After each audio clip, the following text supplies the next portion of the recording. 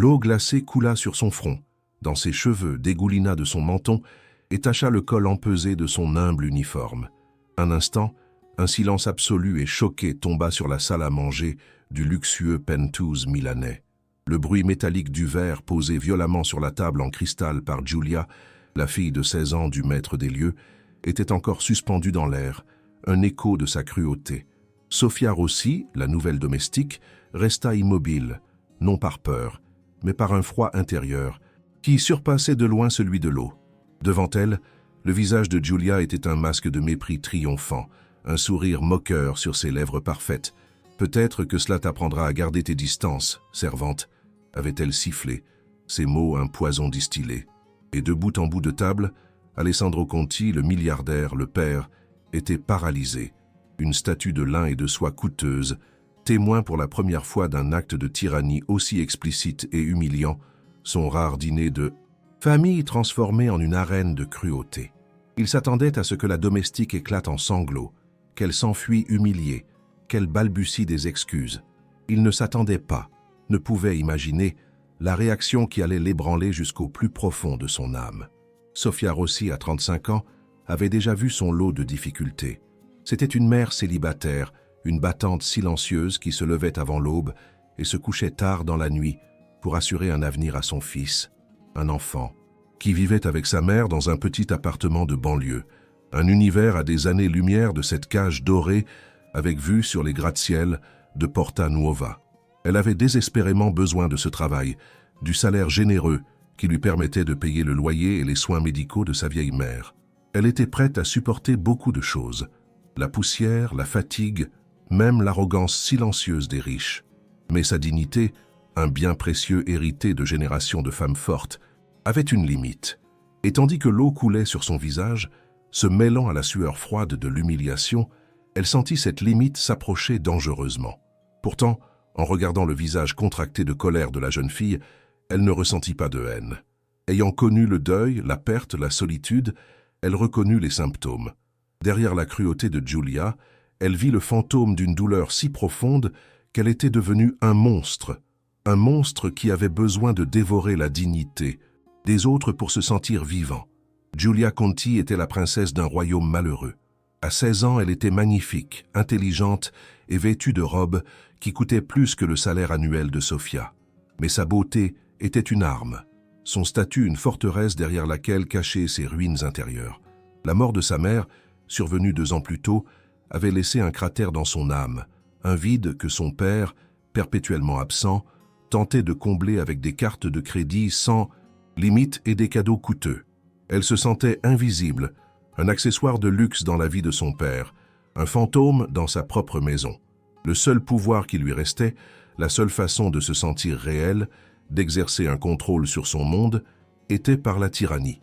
Les domestiques, avec leur déférence et leur dépendance économique, étaient ses sujets, des cibles sûres sur lesquelles décharger sa colère refoulée, sa frustration, sa douleur inexprimée.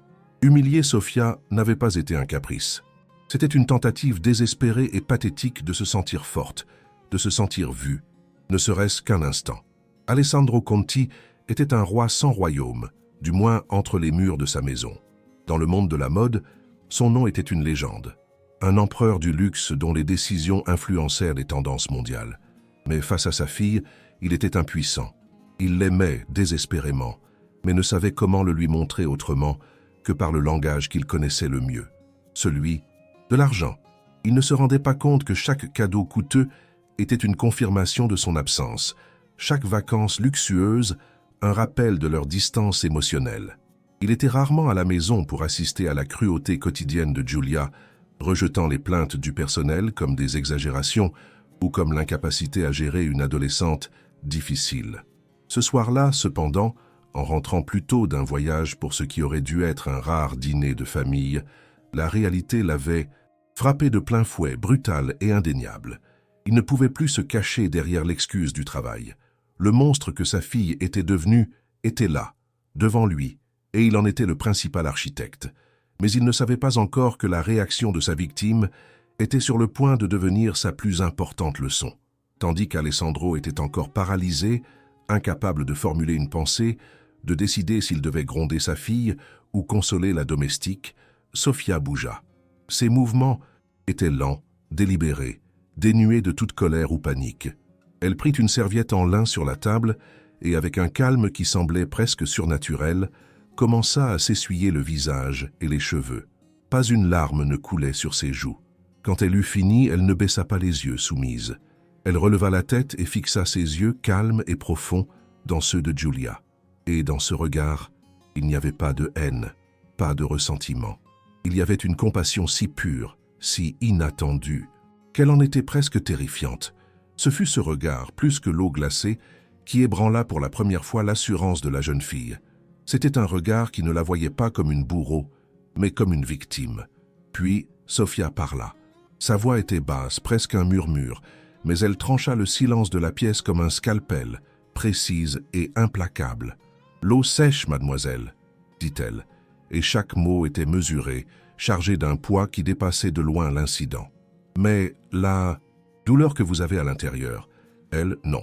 Si m'humilier vous fait sentir un peu mieux, si cela vous soulage un peu de cette douleur, alors je le supporte. Mais vous et moi savons que ce n'est pas le cas, n'est-ce pas? Ça ne vous fait pas vous sentir mieux.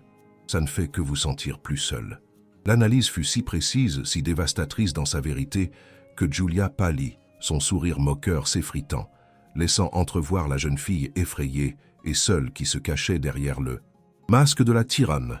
Pour la première fois, quelqu'un n'avait pas réagi à sa cruauté, mais l'avait comprise. Et cette compréhension était une arme bien plus puissante que n'importe quelle punition. Enfin, avant que quiconque ne puisse réagir, Sofia se tourna vers Alessandro. Son regard n'était pas accusateur ni provocateur.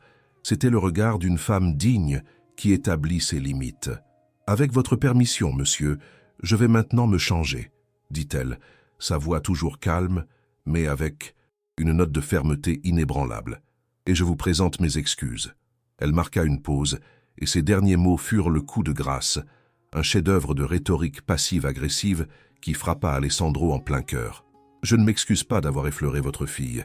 Je m'excuse parce que votre fille souffre tellement qu'elle a besoin de blesser les autres pour se sentir vivante. » Sans attendre de réponse, elle se tourna et quitta la pièce en silence, le dos droit, sa dignité intacte, laissant le père et la fille seuls, noyés dans la vérité brutale qu'elle venait de mettre à jour. L'écho de ses paroles resta suspendu dans la pièce, plus assourdissant que le silence qui avait suivi.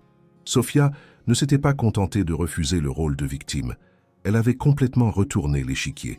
Elle avait mis Alessandro face à un miroir, le forçant à voir non pas le caprice d'une adolescente gâtée, mais le cri de douleur d'une enfant abandonnée.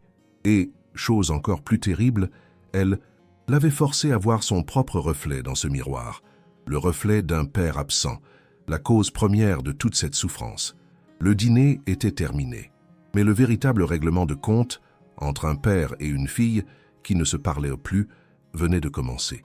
Si cette réaction inattendue et chargée de dignité vous a laissé sans voix, laissez un « j'aime » pour soutenir la force de Sofia et abonnez-vous à la chaîne pour découvrir comment cette révélation changera à jamais la vie de cette famille.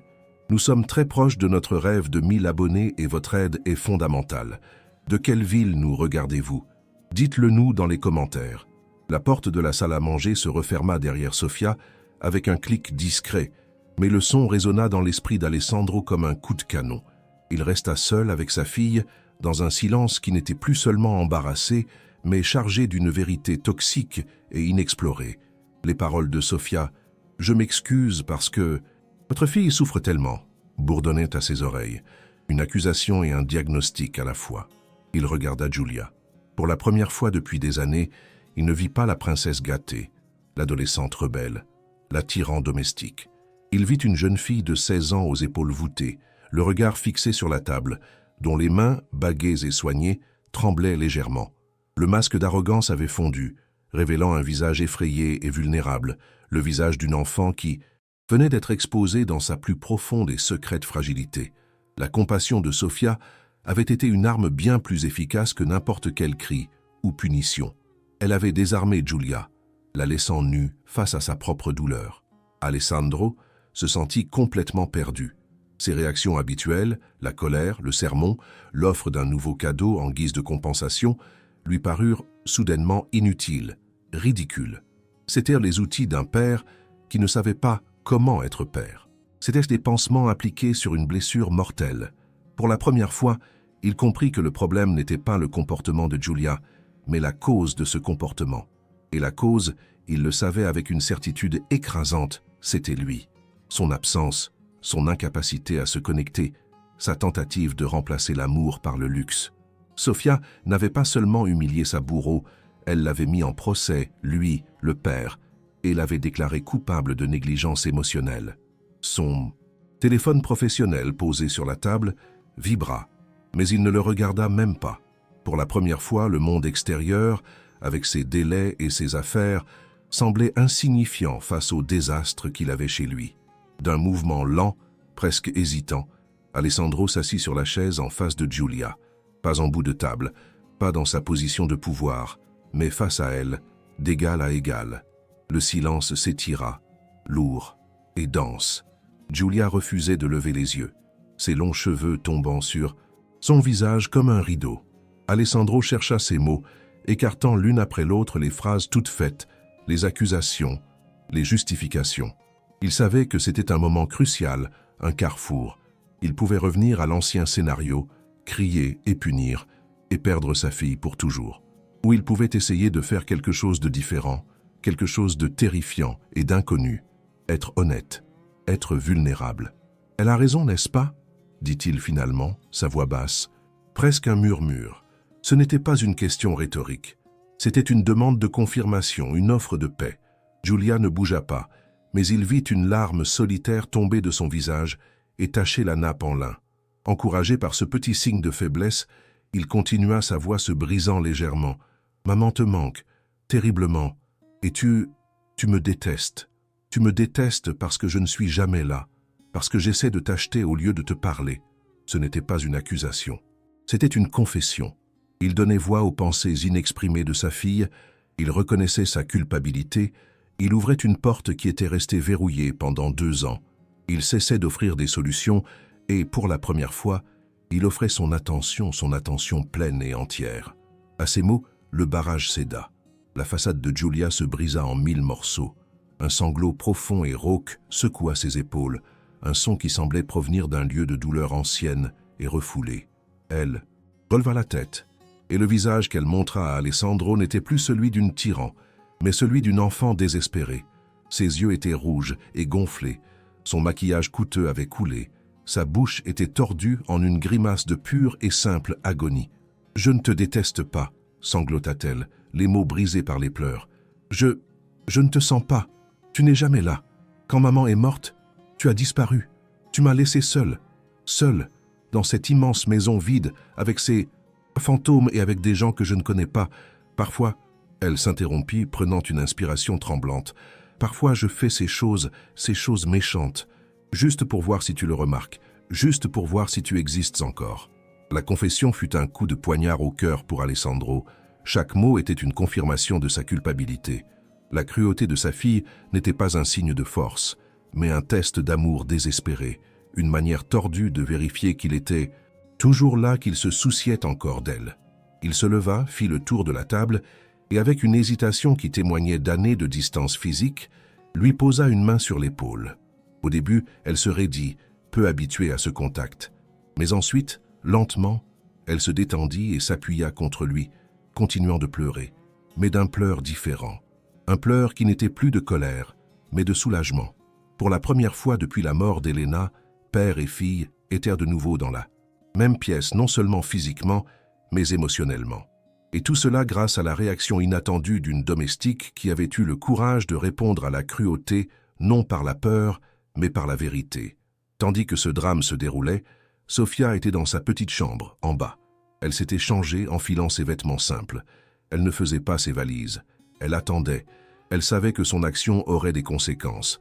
Peut-être serait-elle renvoyée, mais pour la première fois, cela lui était égal. Elle avait fait ce qui était juste. Elle avait défendu sa dignité, mais surtout, elle avait tendu la main à une jeune fille qui se noyait dans sa propre douleur. Elle entendit frapper doucement à sa porte. Son cœur sursauta. C'était Alessandro. Elle prit une profonde inspiration et ouvrit. L'homme qui se trouvait en face d'elle n'était pas son employeur. C'était un père aux yeux rouges, une expression de gratitude et d'appel à l'aide désespérée sur le visage. « Sophia, dit-il, sa voix encore rauque, demain matin, dans mon bureau, nous devons parler. » Ce n'était pas une convocation, c'était une invitation à reconstruire, ensemble. Le lendemain matin, le bureau d'Alessandro, habituellement un lieu d'affaires frénétique, était silencieux. Quand Sophia entra, il se leva, un geste de respect qu'il ne lui avait jamais accordé auparavant. « Sophia, avant tout, je veux vous présenter mes excuses, » commença-t-il sans préambule. « En mon nom et au nom de ma fille. Ce qui s'est passé hier soir est impardonnable. » Il lui tendit une enveloppe. « C'est une prime, non pas pour acheter votre pardon, mais comme une petite compensation pour l'humiliation que nous vous avons fait subir. » Mais ce n'était pas la vraie raison pour laquelle il l'avait appelée. Il la regarda, et son assurance habituelle de PDG avait disparu, remplacée par une vulnérabilité presque enfantine. « La vérité, c'est que je ne sais pas comment parler à ma fille, Sophia. Je n'en ai pas la moindre idée. Et vous si. Vous avez vu au-delà de sa colère, vous avez vu sa douleur. Pas moi. » Il marqua une pause, ravalant son orgueil. « S'il vous plaît, aidez-moi. Aidez-moi à retrouver ma fille. » À cet instant, la porte du bureau s'ouvrit lentement. C'était Giulia. Elle avait encore les yeux gonflés, mais son visage n'était plus dur et méprisant. C'était juste le visage d'une jeune fille timide et pleine de remords. Elle ne regarda pas son père. Elle regarda Sophia. Elle fit quelques pas incertains dans la pièce, puis s'arrêta devant elle.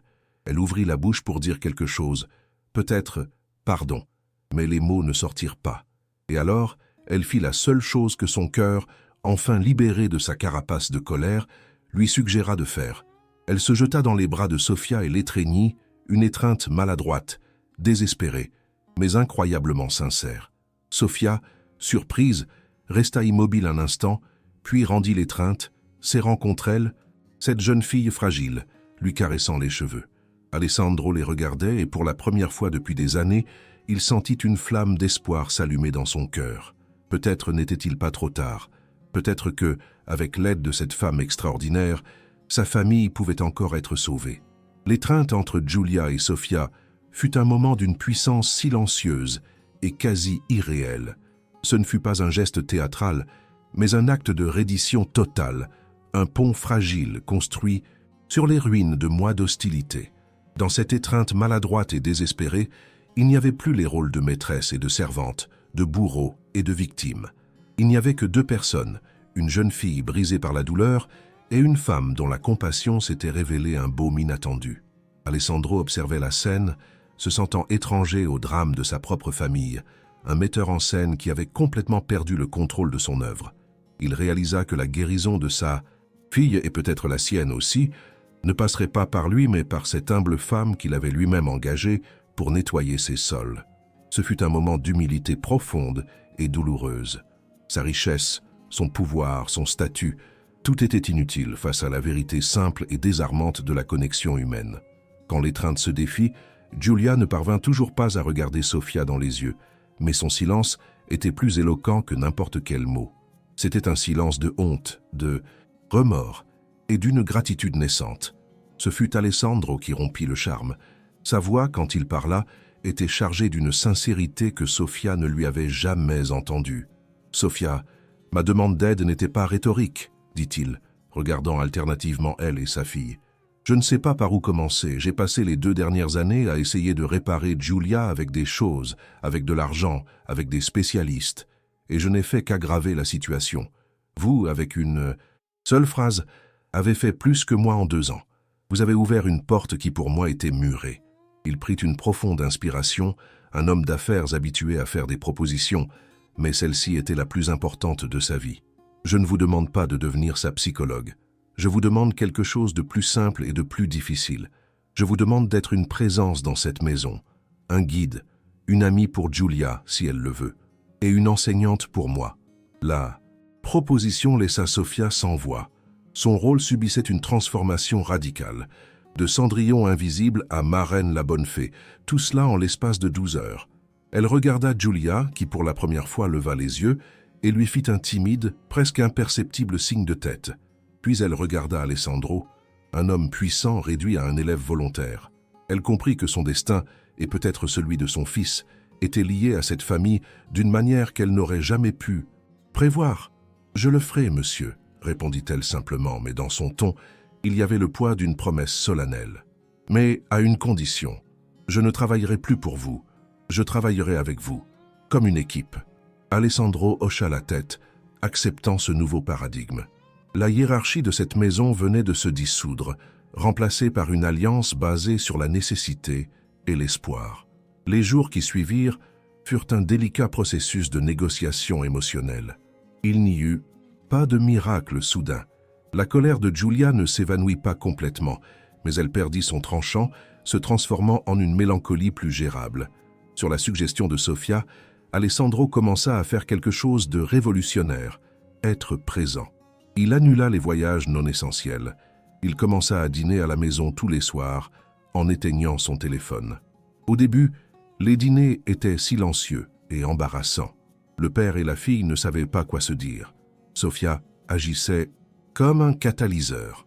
Elle posait des questions simples, parlait de sa journée, créait un pont de normalité sur lequel ils pouvaient timidement s'aventurer. Lentement, ils commencèrent à parler. Pas de grands sujets, pas de leur douleur, mais de petites choses. L'école, un film, une chanson. Ils réapprenaient à communiquer, un pas à la fois. Sofia devint la confidente de Giulia. La jeune fille, qui ne s'était jamais ouverte à aucun psychologue, trouva dans le calme et l'absence de jugement de la domestique un havre de paix. Elle lui racontait sa solitude, sa colère, son immense nostalgie de sa mère. Sofia n'offrait pas de solution. Elle écoutait. Et parfois, elle lui racontait des histoires de la mère de Giulia quand elle était jeune, des anecdotes qui la faisaient sourire, qui la lui rendaient non pas comme un fantôme idéalisé, mais comme une personne réelle. Elle aidait Giulia à faire son deuil, non pas en oubliant, mais en se souvenant de la bonne manière. Et en même temps, elle devint la conseillère d'Alessandro.